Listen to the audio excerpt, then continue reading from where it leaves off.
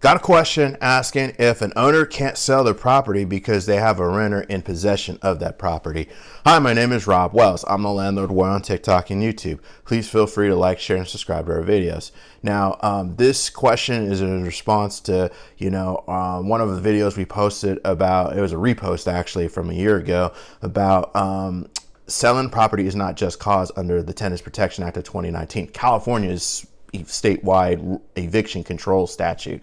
Okay, that's not the case. Okay, an owner can subject or sell their property to another willing buyer that's willing to buy it with a tenant that's in possession of the property. The only thing is this, okay, and for all my realtors and everyone that does real estate, one thing that you're going to have to do is disclose to your buyers here that it's occupied by a tenant and so forth, and a lot of times you're gonna have to disclose the lease and what the terms are and so forth like that, because that's a material fact. Okay, you have to tell your potential buyers here that it's tenant occupied, and if you're selling it subject to tenant rights, tenant possession rights, basically the tenant's going to remain there after the sale escrow. You need to list that out in your in your purchase agreement and in your advertising materials, because some buyers may not be interested in buying the property. Okay,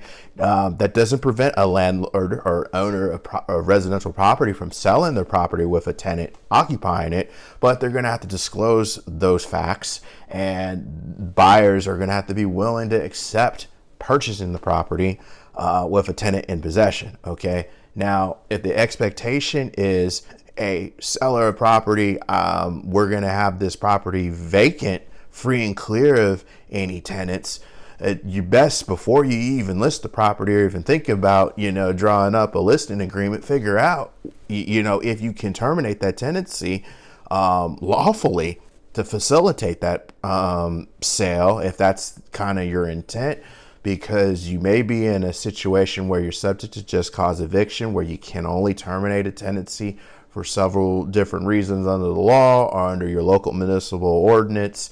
If you're subject to a local municipal ordinance, at the very least, many landlords are subject to the California State's Tenants Protection Act of 2019. So you're going to need to know your rules, basically, before you even list the property for sale, because you could be in for a rude awakening. I've had landlords, list their properties, and they say in their purchase agreement, hey, we're going to deliver the property free and clear of all occupants 5 p.m. on close of escrow. And they found out that, hey, you can't terminate a tenancy without legal cause under the law, and they can't do that you're technically in breach of contract, basically. So sellers of property, and my realtor especially, you need to know what your rules are before you even have that listing agreement prepared and so forth, because you could be in for a surprise. Okay, and you don't want to end up on a breach of contract type of deal here, and you promise one thing and you can't deliver. So not a good thing.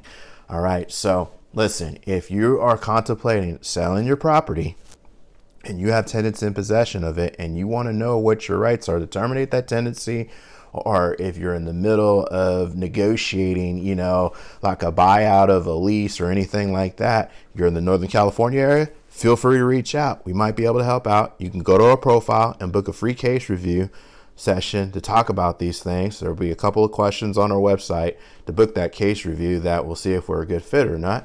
But put your comments and questions down below. I'll try to answer them to the best of my ability. Until next time, folks, I'll talk to you then. Thanks.